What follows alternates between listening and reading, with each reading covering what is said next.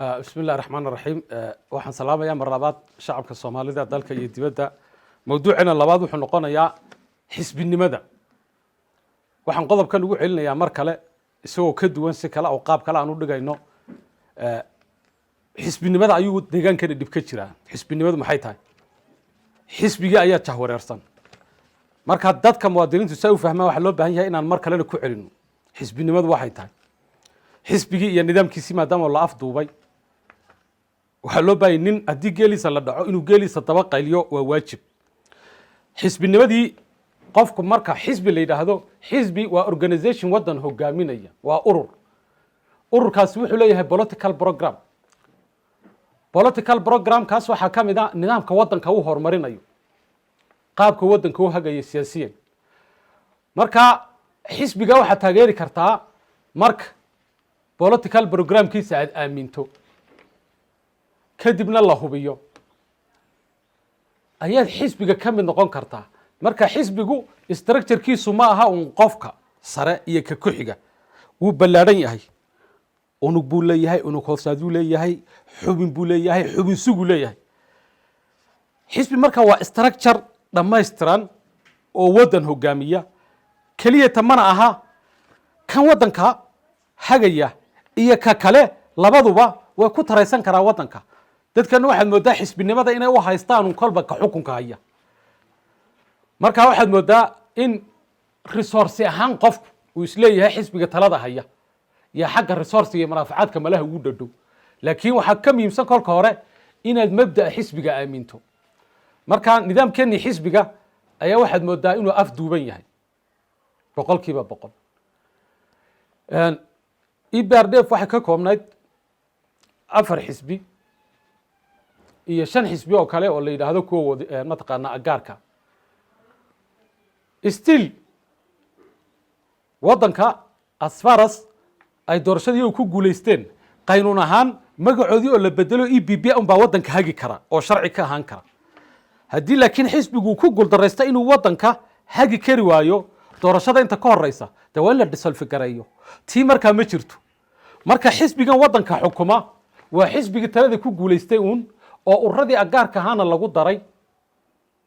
magaciina laga bedelay mar haddii ay sidaa tahay marka haddaba deegaanadii kale dhibaato kama jirto Oromia ururkoodii OBDO baa la midoobay xubnaha Oromia iyo xisbigooda iyo dadkoodu waa dadkii OBDO-da oo la midoobay baa BB magac waxa la qaatay BB hadda waxa weeyaan waa national party magac kale ma jiro magac kale la wadan karo urur kale wadan kara ma jiro national party mar hadii la qaatay hadii xitaa imika dadka qaar sida sheegayaan xisbiga de Somali Democratic Party iyadoo xisbi ma jiri doono markan dambe inkastoo inuu shirweyne dhacaw baan tahay laakiin hadii mar la isla qaatay marka dambana waa laga yaabaa imika bankiga Ethiopia de Ethiopian Commercial Bank jigjiga branch hadii la yiraahdo maxaa micno isbedelay de BB Somali biro waa la oran karaa laantiis laakiin xisbi Somali magacii wata oo kale oo jiri doona ma jiro xisbigan Prosperity Party baa jiro oo wadanka ka waa hal xisbi haddaba xisbigii la midoobay waa kee inaga xisbigii Somali Democratic Party waa la midoobay Soomaaliya marka xisbigaasi كوادير بولها استراكشر بولها نظام بولها أنوغيو لها أنوغ هوساديو لها حبن بولها حبن سوغو لها شرع بولها قوانين بولها قاب كالا جامد نقوني حزبك ما أنت واحد مدام سيدي قبادين كي إن كاردتك الله قايبنا يقولوا لي حزبي باتاي والحزب أوي بروتوكول كيسي بوليتيكال بروجرام كيسي أوي نظام كي أوي واحد مدام اللي ليه دور شرع كجبحنا مياه تاس خلخل bay wadanka ku keenaysa khalkhal siyaasadeed baa jira xisbigu hadii mar xisbi kalena uu soo galo afgaar kalena ay soo gasho de xisbi wadankan hogaamiyo daacadu noqdo ma noqonayo meesh that's why khalkhal siyaasadeed oo farabadan uu jira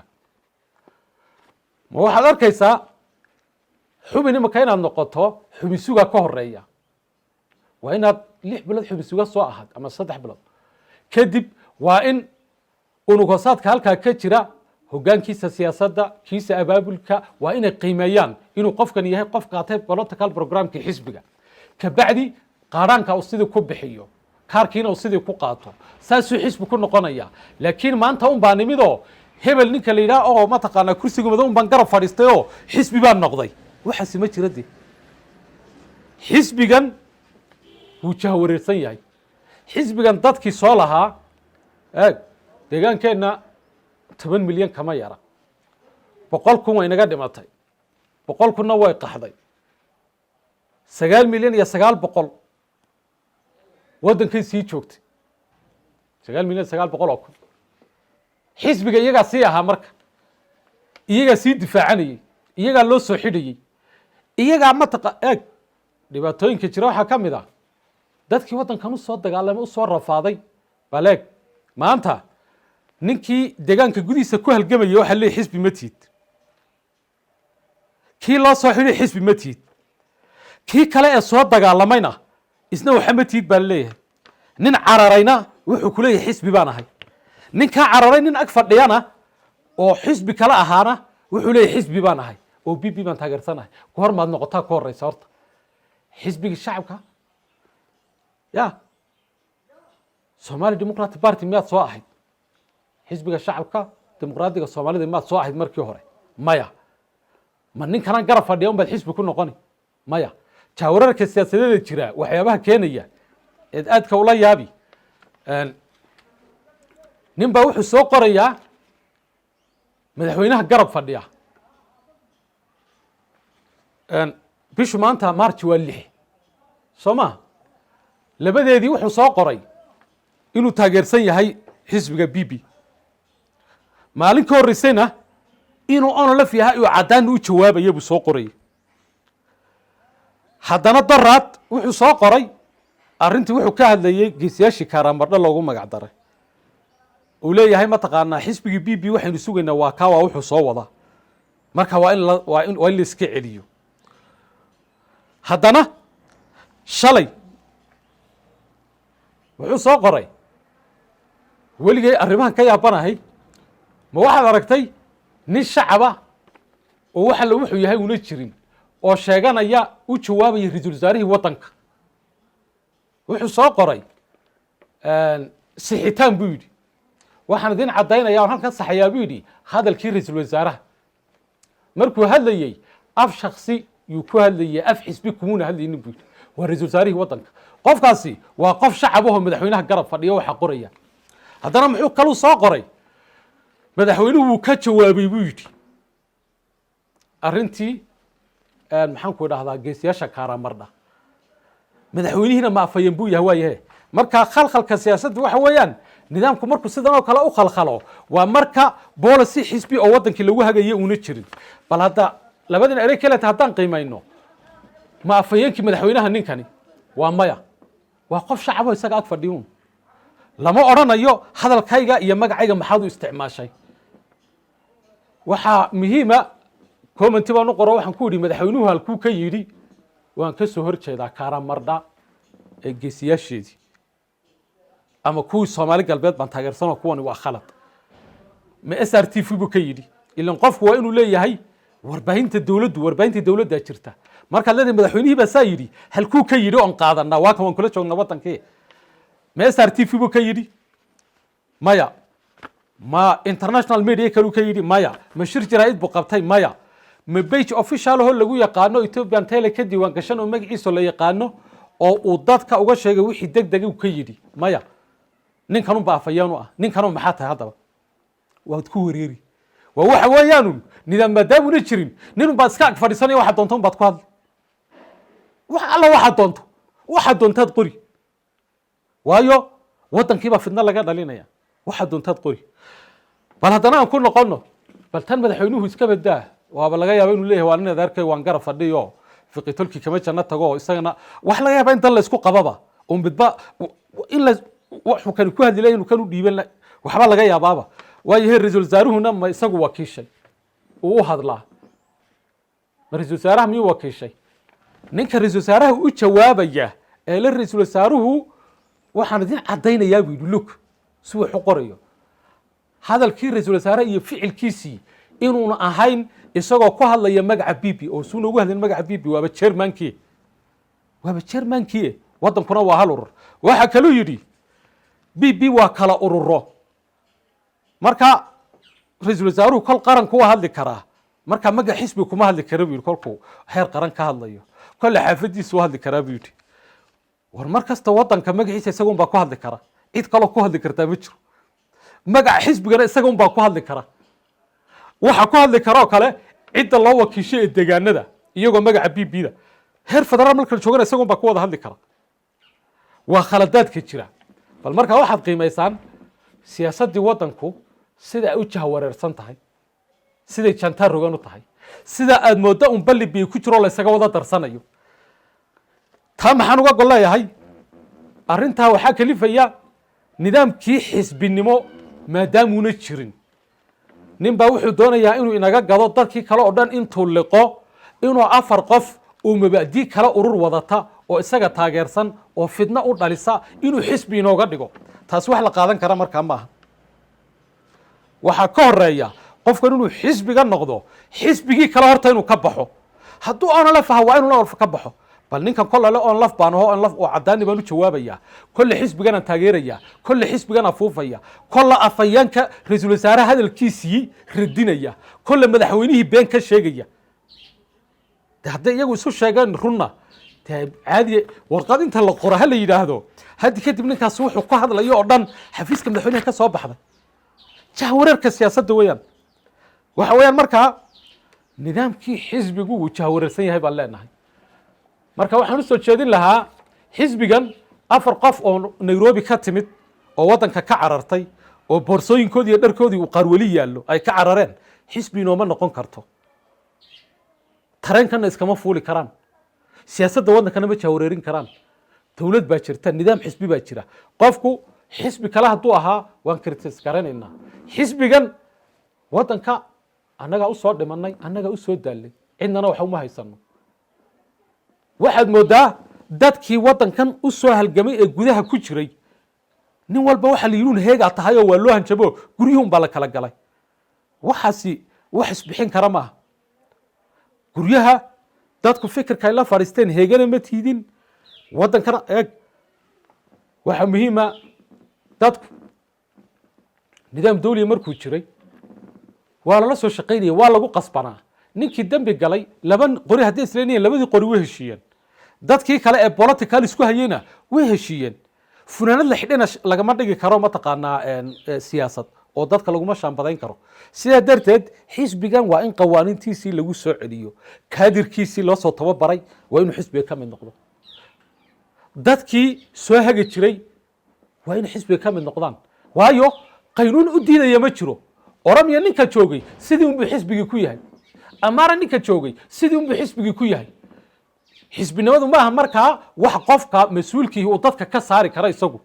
cidduu doonana uu ku soo darsan karo waa xisbi political program agenda la weeyaan markaa looma baahna baahida jirta iyo cabsida jirta inta laga faa'iidaysto in ideology kale lagu beero meesha oo ururo kale laynoo carbiyo 100 urur fikirkoodii baa laysu keenay sidaa darteed waxaan leenahay siyaasaddii waddanku way jahwareersan tahay ee deegaanku waa la jahwareerinayaa xisbi lagu dulbeeri kara ma jiro shaksi la dul saari karana ma jiro shaksi isagoo xisbi ah qof kalaan ag fadhiya ku xisbiyoobayaana ma jiro marka waxaan leeyahay waan soo jeedinaya anigu deegaankan shaksi ma laha aqoon-yahankiisa isagoon khalad gelaynin siyaasaddii iyo political programkii deegaanku wuu jahwareersan yahay shaksiyaad buu afduuban yahay waxaa laga dhigay private limited company sidoo doono laga yeelayo oo maanta qof la iska eryayo qofkana la keenanayo dadka koowadirta xisbiga la soo tababaray resource baa ku baxay kharash baa ku baxay maskax baa ku baxday waqti baa ku baxday lagama saari kara structure-ka xisbiga dembiga lagaga saaraya haddii laga saarayo dee xorosaadka xisbiga inta la maro qofkana lagu waxeeyo wuxuu yidhi marka anu waxaan dhihi lahaa xisbiga deegaanku inuu hagaago meeshan ka jahwareersannahay political programkii baa la wareeriyey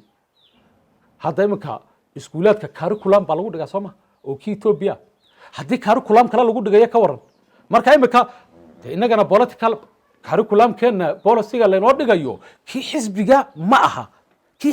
ma aha waa ku shaksi waa ku dangaara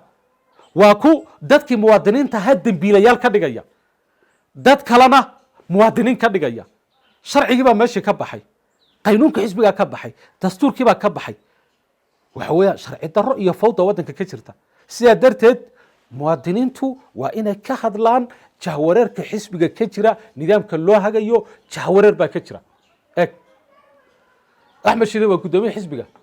isagoo weli cid caayaya maad aragteen isagoo shirintuu ka caayaya dad caayaya aflagaadaynaya xumaan ka sheegaya fidno abuuraya maad aragteen maya aadan farax waa madaxweyne ku-xigeen isagoo fidno abuuraya sharci darro ku dhaqmaya dadka oo nidaamka xisbiga waxaan ahayn ka baxsan ku hadlaya oo media intuu soo fadhiisto dad caayaya dad aflagaadaynaya dad isku waxaynaya xisbi kale aflagaadaynaya ma jiro arrintaasi markay bilaabato aadan faarax dee waa nin qaynuunka yaqaano oo sawirku inuuna qabin buu doonaya uu ka kici meesha taasi maxay ku tusinaysaa sharci baan jirin dee qawaaniin baan jirin qofkan wax qabtaan jirin sidaa darteed horumarku wuxuu ka bilaabnaa waa qaynuunka weeyaan dowladnimadu waxay ka bilaabataa waa qaynuunka weeyaan xisbigu political programkii uu lahaa ha lagu dhaqmo xisbiga dadkiisii waa la yaqaanaa hebel ma aha hebel kalena ma aha ku adigu iska keensan kartana ma aha magacaabidda keliyata qofka marka la magacaabayo maxaa lagu magacaabaa boolis xisbiga lagu magacaabaa qof la iskama magacaabi karo qofka marka la magacaabayo waa inuu 8 qodob oo xisbiga Somali Democratic Party uu leeyahay waa inuu buuxiyo ama kaari ha noqdo madaxfisad ha noqdo madaxfisad degmo ha noqdo ciddu doona ha noqdo warqad magacaabida qof shaqaalaha kale qofku ka mid noqon kara jigare lamtaas inuu shaqaalaha kale ka mid noqdo sharci diidaya ma jiro oo inaga baa ma taqaanaa qof kastoo shaqaalaha ku qasabna oo qaaranka iska qaadana kuna qasabna qofku hadduu shaqaale yahay inuu hoggaansamo xisbiga laakiin taasi sharci ma aha laakiin waxaa sharci ah qofku warqad magacaabida hadduu helayo political programka xisbiga waa inuu aaminsan yahay waa inuu xubin xisbi soo maray xubinsiga waa inuu soo maray waa inuu qaaraanka soo bixinayay waa in la soo konfirmi gareeyo xarunta dhexe xisbiga laga soo konfirmi gareeyay markaasaa la magacaabi karaa haddii kale wixii ka baxsan waa dembi ka hor imanaya xeroosaadka xisbiga taasaan anaku leenahay taasaan taagannahay marka waxaan leenahay war dadkii xisbigan lahaa eeg xisbigii waa la dhaawacay nidaamkiisi waa la dhaawacay waa la jahwareeriyey baahida maanta jirta ayaa laga faa'iideysanayaa baahida siyaasadeed ayaa kulantay xaggii kore oo jilic ka jiro iyo xaggan baahida loo qabaa kulantay marka waxaa la iska kaadhihi maanta horta u kaadiya EPP ma taqaanaa hala yar adkeeye war maxaa la adkaynayaa niyo waxaan lagu adkaynaya waxaagiiba maahe boolasha laysuu kan xidhxidhayo boolashaniiba ma aha dadkeniiba ma aha dadkeni soo kan la cabsi geliye waa heega un la yidhi way foraraanun dadkeni oo anuu ma garan kare war maanta ninka adigi ma jiro keliyata waxaan ku faanaynaa waa nabad iyo inaan hadli karno iyo xorriyad wax kaloon hayna ma jiro laakiin waxaan idiin sheegayaa xisbigii intaasoo dhan soo jiray waa la khalday dowladnimadii waa la khalday eeg dhibaatooyin noocaa baa jira marka anu waxaan leeyahay war dadkii xisbigan usoo tababartay oo ka kaca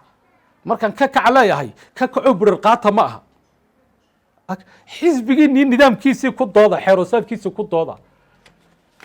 war oramiya xisbigu waa xisbigii un dadkuna waa dadkii un dalkuna waa dadkii un dawub sidoo kale anfar sidoo kale hirari sidoo kale ninkii xisbiga ahun baa xisbigii ah adiga inta lagaa durkiyuun hebeloo kalaan keensanayaa oo kana ii kaa dhaamo oo kana waxaan doonaba yeelayo yesmaniya aniga oonu Nairobi isla joognay ma xisbinimo noocaasaa jira ma policy noocaasaa jira bal dadka Soomaalidu inaan muwaadiniin ahayn eeg ummaddu marka garaadka ayna ka dhisnayn wax kasta laga dhaadhicin karaa ummaddu markay garaadka ka dhisan tahay dictatornimo uma baahna sharci iyo qawaaniin ba u baahan tahay haddaba ummadda intii garaadka ka dhisnayd shalayna geerash bay joogtay maskaxdoodii maantana guryihii bay la galeen war sharciyadiina la soo baxa iyo bugaagtiina waddanka stiil waxa sharci ka ah waa kan xisbi hadday noqotana dee xoroosaadkiisii waan haynaa waa kan ma sharci kale la ansixiyey baa jira ma xisbi kale la jira ma nidaam kale jira kan inta lagu doodo ayaa miiska la wada fadhiisanaye waddanku shakhsi inuu afduubnaado maaha oo la yidhaahdo un haynoo adkeeye waxaad arkaysaa kaarkii xisbiga oo sida qabadinka loo qaybinayo oo dadka la shirinayo xisbi ma noqonaysaa xisbiga ma tahay ha ahoo kaarka sawir ka keenso waa xisbiga lagu leeyahay ma baahida doorashada dee dadka waa in xisbinimo lagu doortay qofka wixii khaldanaa haddaan la saxaynin seeska maxaa isbeddelkaan doonayni muxuu yahay haddii wax walba khaladkii ka badan lasii gelayo war doorashada dadka waa laga dhaadhicin oo ideology iyo program iyo nidaam lagu doortaa loo sharixi laakiin qofka fiilo soo gala inta la yidhaahdo in kaar loo qaybiya ma aha de oo la yidhahdo xisbi baa tiin xisbi ninkii isagaa sheegani isagaa kaarka qaadani laakiin korkii baan ka dhaadhicinayaa sawir ee markaa dadka fiile ii geliya deetana dadaan xisbiba ahayn in fiile iyo sawir inta laga qaado oo dadku haddamaba garanayaan waxa loogu yeedhay kaarun baa loo dhiibayaa sida qabadinkun baa la masgabayaa sawirkaasaa markaa la gadanayaa oo korkiina laleeyahay ol xisbigiisaan u ballaarinay waxaanu ka dhignay waa artificial dawinaga waxaan xusuustay waagii qanishidka yaa nimankan ama aragu waa khatar moogtay waa dad ilbax soo ahaan jiray ibrdft ninkii haystay Addis Ababa maamulkeeda ayaa la weydiiyey bal ka waran arrimaha doorashada wuxuu yidhi dadku wayna taageersan 100% maxaad ku garan baa lagu yidhi moogtahay dhammaan funaanadihii niib bay wada xidheen buu yidhi dadka xawashida han baa funaanadihii niib wada xidhay markaasuun baa la yidhi Addis Ababa iska dayo culayska ha saarina tii oo kala soo socoto haddii kaar la qaybiyey xisbi lagu aamini oo la odhan doorashada waan ku guulaysanaynaa funaanadihii niib ee waqtigii qanishidka loo xidhay bardheef oo kale ayay noqon doontaa taa markaa waa in dowladdu hoos u eegto war dowladda ayaan la khaldin xisbiga ayaan la khaldin ayaan la kala gadanin laba beenood been waan ka tanaasulnay nin meel kore jooga ribaad boona oo khalada oo loo diro waa ka maanta halkaa ina dhigay uu isaguna aamino anu waxaan leeyahay xisbiga ayaan funaanadihii niib loo xidhanin kaarar beena dadka lasaga qaybinin dadka nidaam caadi ah loo xisbiyeeyo wixii xisbigii ahaa waa xisbigiisii isagu tababarna kaagama baahna fikir kalena kaama baahna mustawqiisiina uu haystaa waa loo bedeli ayar dadkan kale soo xaabinaysa iyaga ku xaabaynaysa miya sharci maaha mawduucan halkaas aan kusoo gabagabeynaya